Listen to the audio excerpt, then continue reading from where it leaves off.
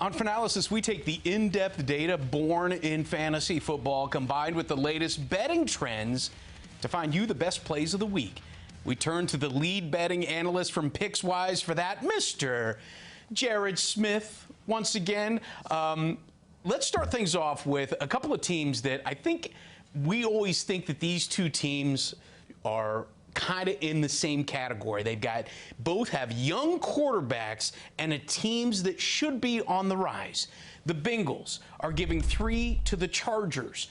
This is a Bengals team, though, that has shifted from a pass-happy offense to a run-first offense, but they're still scoring a ton of points. How are you seeing this? Yeah, and for me, Steve, this game is all about can the Chargers, who have not stopped the run well, and they can't, I guess the argument for them is they can't really play any worse against the run.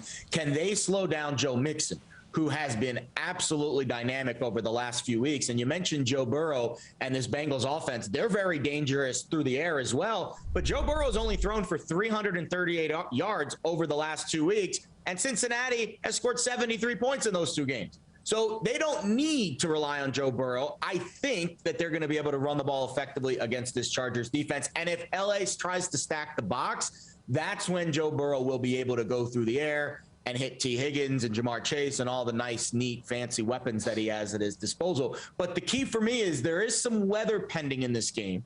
Keep an eye on the forecast on Sunday morning. You know how things can get in Cincinnati in December, a little hit or miss. But I think that might affect Justin Herbert and the offense as well. Wind matters more than rain, but keep an eye on the forecast. If it is really windy, that even more leans on the running game, and I like the Bengals even more if it is a bad weather situation in Cincinnati. Yeah, we see championship teams always become a bit more of a run-first offense when it gets a little colder. Cincinnati clearly has made that shift and is leaning a lot more on Joe Mixon. But then you look at the flip side and you see what's happening with the Chargers. They're now a full game back of the Chiefs in that division. Is there an expectation maybe that we're going to be seeing a little bit more urgency, or are the Chargers just who they are? I think you hit the nail on the head with which team needs this game more. If you were going to ask me let down potential, bounce back potential, Cincinnati is coming off of, I would argue that maybe is their biggest win over the Steelers ever. I don't know the stats on that, but it was pretty big. Cincinnati doesn't beat Pittsburgh. The Steelers don't get blown out that often like that. They're a very proud franchise. So that is a letdown. Everyone's talking up Cincy this week. You're so good. You just blew out Pittsburgh. And then on the flip side, the Chargers have played a couple of stinkers in a row, really. And I think that LA needs this game more. So that, and also the line analysis, it hasn't moved through 3. So as much as I like the Bengals this week, because of those red flags, letdown spot potentially, bounce back for LA, and the line movement not really being bullish through that key number of 3, this probably is lower on my list of plays this week. But I still think the matchup is very favorable with Cincinnati's running game against the Chargers, who really struggle to stop the run. All right, the Niners are a field goal favorite to the Seahawks. The Niners are clinging to a playoff spot. Seattle looks lost even after the return of Russell Wilson. I mean, I don't even know how else to explain it. This is a Seahawks team that is just not as good as they once were. No, 0-3 straight up and against the number since Russ has come back. Now, I think that number was wrong with Russ coming back. So they probably gave Russ a little too much credit on the line when he did get back into the lineup. The line moved a little too much back towards Seattle, and you've seen the market kind of fade on the Seahawks over the last 3 weeks. Unlike the Chargers-Bengals game, where the line has kind of stopped at 3, despite all the action on Cincy, it hasn't moved through 3. That is not the case with this San Francisco team. The line has moved through 3 at some spots. I'm seeing 3.5. Now you're getting the plus 100 on minus 3.5, and you're getting you have to pay a little bit more to take the 3 and the hook with Seattle. If you can find a 3, this is a great spot for San Francisco. I know Deebo Samuel, I know the news is negative there, but I think the running game still is effective even without him. I think Elijah Mitchell has been very good. And say what you want about Jimmy Garoppolo, but he's one of the best in the NFL on play action. And when you're running it as well as the Niners have, the play action game with Kittle and Juszczyk over the middle, and Brandon Ayuk, who has yet to assert himself, I hope maybe this is the week week with no Deebo Samuel, that you see more Brandon Ayuk. This Niners team is clicking at the right time, and I think they are better in the trenches, so I'm willing to lay the 3 on the road with San Francisco. One of the things I always love about your analysis is that you like to really dive into the minutia and look at stats that aren't really on the forefront of what some of these other games are. And that's why I want to present you with this one. Over the last 3 weeks, San Francisco is 4th in the NFL in points per play. Meanwhile, Seattle is 3rd worst.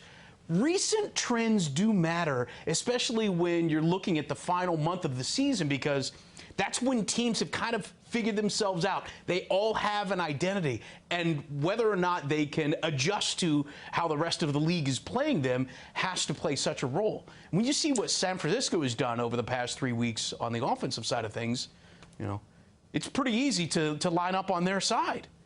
Absolutely. And there's 2 different types of trends. There's an explanatory trend, which explains what has happened in the past in prior games. And then there's predictive trends, which do a better job. I mean, there's no such thing as a full predictive trend. If so, we'd all be rich because we'd all win every week at these games.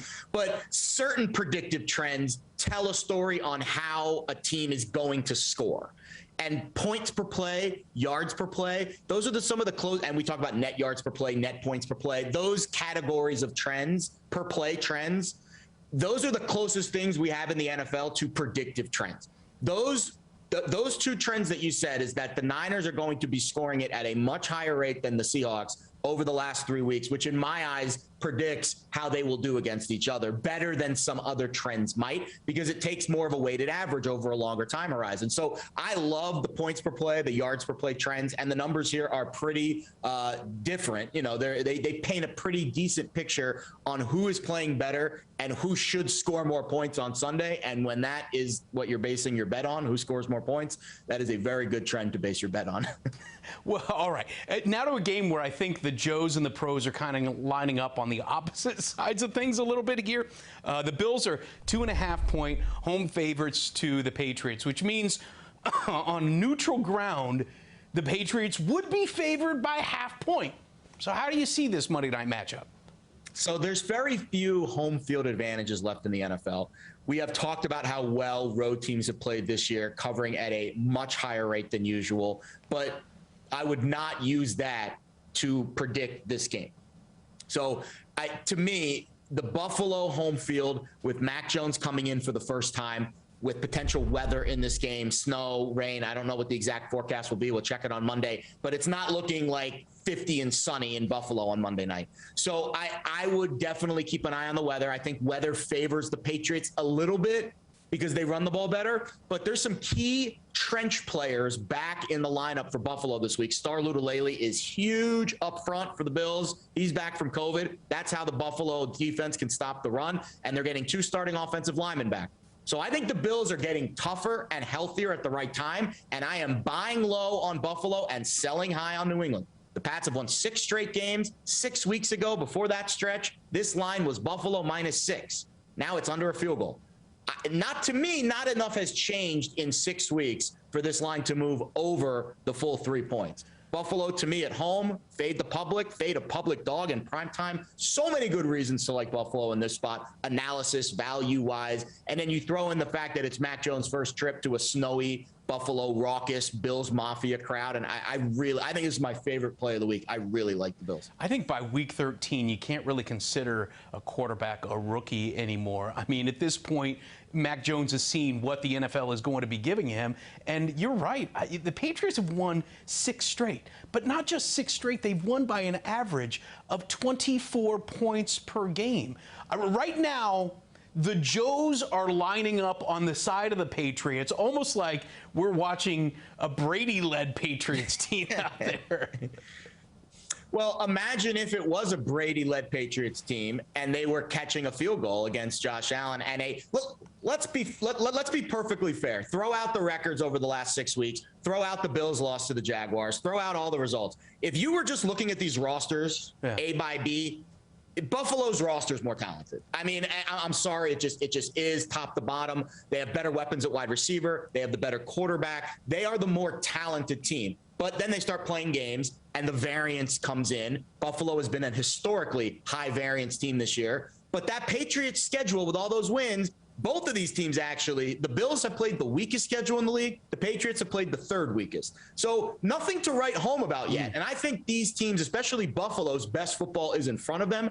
And if Buffalo shows up their best self on Monday night, they are better than the Patriots. If it's best on best, the Patriots' best team against the Bills' best effort, I think the Bills are the better team, and I think anything under a field goal is a very strong play on Buffalo. Even though right now the Patriots are the number 2 seed in the AFC. Let's turn our attention now to the 6-point teasers, which allows you to move the line in either direction by 6 points, but you have to play more than one game.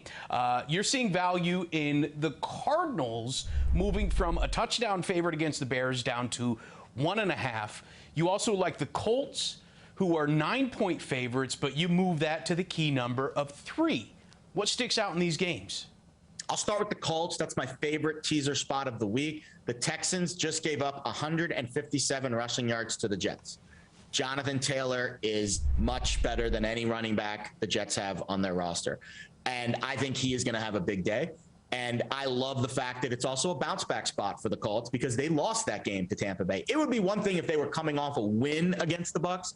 I would feel differently about this spot for the Colts, but now they are behind the 8 ball again in the AFC South. They need this game bad. This is a really good teaser spot. If you can get it under a field goal, probably going to be tough to find, but if you can get it to that key number of 3, fire away. Arizona, I'm feeling a little less strongly about because I just saw a report that Kingsbury said, the Cardinals head coach Cliff Kingsbury said that both Hopkins and Murray are game time decisions. Maybe it's posturing. Maybe he's just trying to, hide any defensive strategies that the Bears might be putting in place this weekend. But if Kyler Murray doesn't play, this line will move, obviously, towards Chicago. But I still think the Cardinals, even with Colt McCoy, has shown to be very, very strong.